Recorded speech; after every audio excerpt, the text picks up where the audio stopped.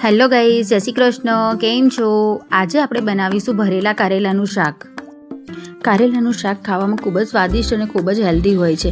તમે જો મારી ટ્રીકથી કારેલાનું શાક બનાવશો તો જરાય કડવું નહીં લાગે. કારેલાનું શાક બનાવવા માટે મેં અહીંયા 250 ગ્રામ કારેલા લઈ લીધા છે. તેને છોલીને કટ કરી લીધા છે. હવે આપણે 2 પાણીથી ધોઈ લઈશું.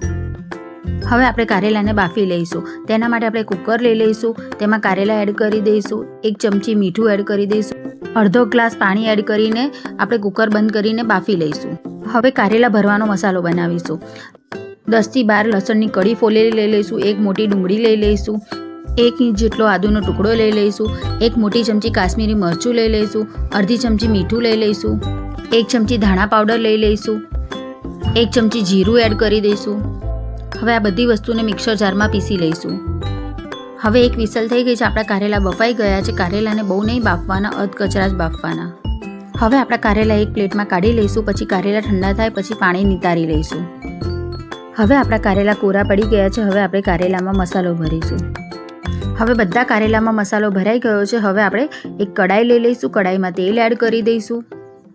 તેલ ગરમ થઈ જાય પછી આપણે જે વધેલો મસાલો છે તે એડ કરી દઈશું.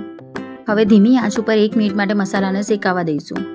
હવે મસાલો શેકાઈ ગયો છે. હવે આપણે ભરેલા કારેલા એડ કરી દઈશું. હવે એકવાર આપણે શાકને હલાવી લઈશું. હવે ધીમી આંચ ઉપર 5 થી 7 મિનિટ માટે શાકને થવા દઈશું.